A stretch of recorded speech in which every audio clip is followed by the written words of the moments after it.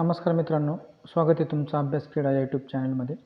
मित्रांनो, तुम्ही 17 डिसेंबर रोजीची गट क मुख्य परीक्षा दिली असेल आणि तुमच्या सर्वांच्या मनात आता एकच प्रश्न असेल की ह्या परीक्षेचा कट ऑफ किती जाऊ शकतो आणि किती मार्क्स असल्यावर तुम्ही टायपिंगची प्रॅक्टिस चालू ठेवावी. तर आपण या व्हिडिओमध्ये गट कच्या कट ऑफविषयी बोलणार आहोत. मुलांनो, तुम्हाला माहिती असेल की कोणत्याही परीक्षेचा कट ऑफ हा 3 ते 4 पॅरामीटर्सवर डिपेंड असतो. जसे की त्या परीक्षेसाठी जागा किती होत्या, किती मुलांनी ती परीक्षा दिली आणि पेपरचं स्वरूप कसे होतं, पेपर किती अवघड होता. तर आपला हा जो पेपर होता गट कचा, यासाठी जागा होत्या 7,000पेक्षा पण जास्त आणि पूर्व परीक्षा उत्तीर्ण होऊन मुख्य परीक्षेसाठी आलेले विद्यार्थी होते 95,547. एवढे विद्यार्थी मुख्य परीक्षेसाठी पात्र होते. पण मुख्य परीक्षेसाठी अर्ज आले फक्त 82,823. इथे तुम्ही बघू शकता की जवळपास 13,000पेक्षा पण जास्त मुलांनी मुख्य परीक्षेचा फॉर्म भरणं टाळलं. याचं कारण असू शकतं की टायपिंग सर्टिफिकेट नसणाऱ्यांनी फॉर्म भरण्याचं टाळलं. ठीक आहे. आणि आता मुख्य परीक्षा होऊन टायपिंगसाठी पात्र विद्यार्थी घेणार आहेत 21,000पेक्षा जास्त, म्हणजे एकाच 3 7,000पेक्षा जास्त जागा आहेत, तर 21,000 एवढे विद्यार्थी घेणार आहेत. तर मुलांना तुम्ही बघू शकता की जे मुख्य परीक्षेसाठी जे फॉर्म आले होते त्यांची संख्या होती 82,823. आणि हा आकडा अजूनही कमी होऊ शकतो, कारण की एवढे फॉर्म आले पण परीक्षेला हजर असणारे मुलं यापेक्षा पण कमी असतील किंवा काही मुलं गैरहजर असतील, त्यामुळे हा आकडा अजूनही कमी होऊ शकतो. ठीक आहे.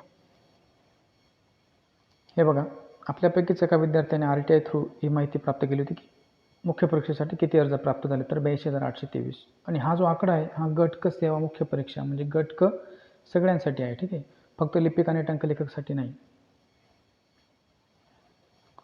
मित्रांनो, आयोगाने 21 डिसेंबर 2023 रोजी परिपत्रक जाहीर केलं. त्यानुसार आयोगाने असं म्हटलं की तुम्ही पूर्व परीक्षेचा फॉर्म भरला तेव्हा जे काही प्राधिकरण निवडले, तर त्याची यादी तुम्ही ते आता चेक करू शकता की तुम्ही कोणकोणते प्राधिकरण निवडले आणि किती प्राधिकरण निवडले ते तुम्ही बघू शकता. त्यासाठी तुम्ही MPSCच्या डाउनलोड सेक्शनमध्ये जायचं आणि तिथून एक PDF डाउनलोड करायची. ही ती PDF आहे आणि इथे तुमचा रोल नंबर सर्च करून तुम्ही बघू शकता की तुम्ही किती प्राधिकरण निवडले. ठीक आहे. जर तुम्ही मोबाईलमध्ये डाउनलोड केले असेल तर तुमचा रोल नंबर सर्च होणार नाही. त्यासाठी तुम्हाला डायरेक्ट स्क्रोल करून ते शोधावं लागेल. बऱ्याच जणांचा असा रिस्पॉन्स आहे की सर माझा रोल नंबरच नाही आहे. तर मोबाईलमध्ये खूप मोठी PDF असल्यामुळे ते मोबाईलमध्ये सर्च होत नाही. तुम्ही लॅपटॉपमध्ये सर्च करा, तुमचा रोल नंबर सर्च होऊन जाईल आणि तुम्ही बघू शकता की तुम्ही किती प्राधिकरण निवडले. तर काही मुलांचा असा पण प्रश्न आहे की सर मी खूप कमी प्राधिकरण निवडले, तर आता काय करायचं ते पण मी सांगणार आहे तुम्हाला. ठीक आहे. हे बघा, ही आपली जी जाहिरात होती, मुख्य जाहिरात, पूर्व परीक्षेची पहिली जाहिरात, ती ओपन करायची आणि तिथं बघायचं की तुम्ही प्राधिकरणाचा जो नंबर आहे त्याचा अर्थ काय, म्हणजे कोणतं मंत्रालय आहे आणि कोणता जिल्हा आहे ते तुम्ही त्या नंबरवर बघू शकता. ठीक आहे. त्यासाठी तुम्ही पहिली जाहिरात बघायची. आयोगाने नंतर 2 सुधारित जाहिराती आणल्या, पण त्या सुधारित जाहिराती नाही बघायच्या, जी पहिली आली होती ती बघायची. ठीक आहे. आता बघूया आपण परीक्षेचं स्वरूप. आपल्या मुख्य परीक्षेचं स्वरूप कसं होतं.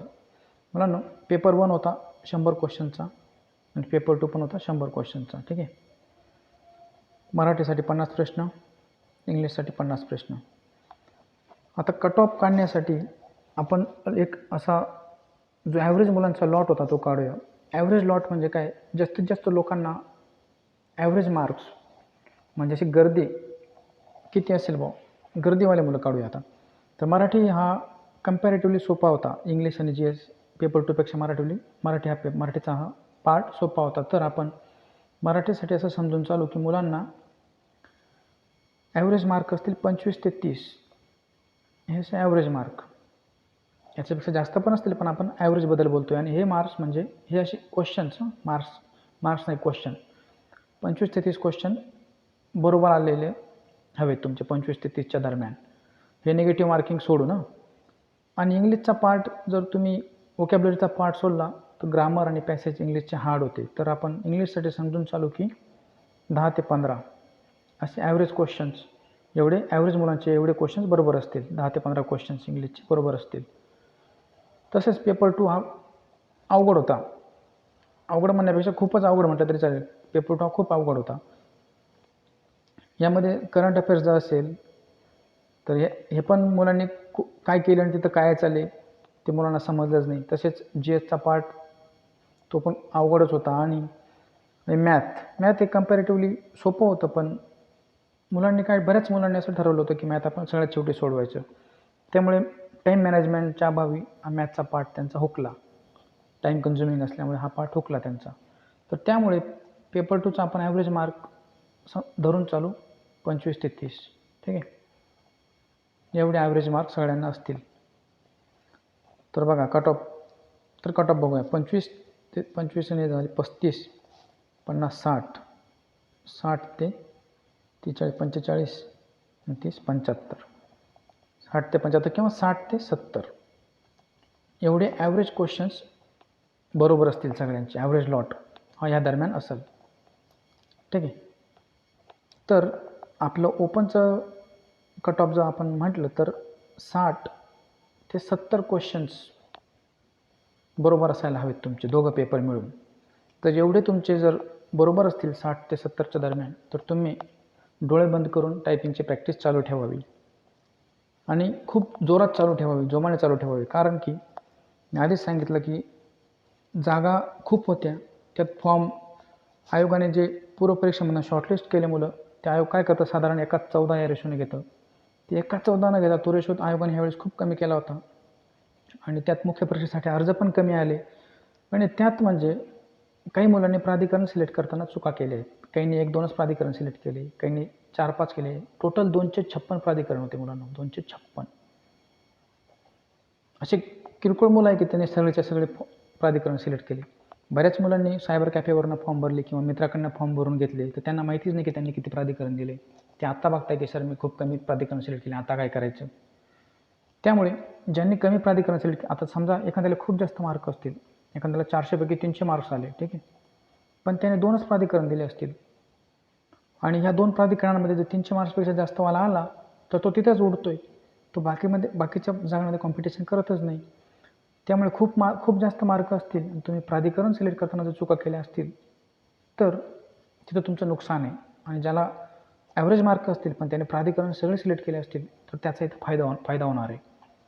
त्यामुळे सांगतो मुलांनो की तुम्हाला जर 60पेक्षा जास्त तुमचे दोघं पेपर मिळून जर क्वेश्चन तुमचे बरोबर असतील किंवा दोघं पेपर मिळून तुमचे 120पेक्षा जास्त मार्क येत असतील तर तुम्ही टायपिंगची प्रॅक्टिस चालू ठेवावी.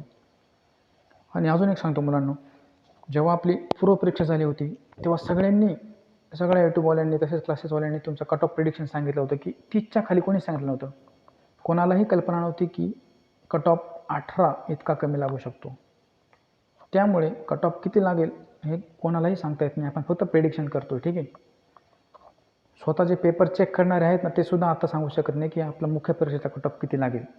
जोपर्यंत ते फायनल कट ऑफ लिस्ट बनवत नाही तोपर्यंत कोणीच सांगू शकत नाही की कट ऑफ किती लागेल. त्यामुळे एक प्रेडिक्शन म्हणून तुम्ही 60पेक्षा तुमचे जास्त क्वेश्चन बरोबर येत असतील किंवा तुम्हाला दोघं पेपर मिळून 120पेक्षा जास्त मार्क येत असतील तर तुम्ही डोळे बंद करून डेली तुम्ही टायपिंगची प्रॅक्टिस चालू ठेवावी. कारण की टायपिंगमध्ये पण मुलं कटणार आहेत, हे लक्षात ठेवा.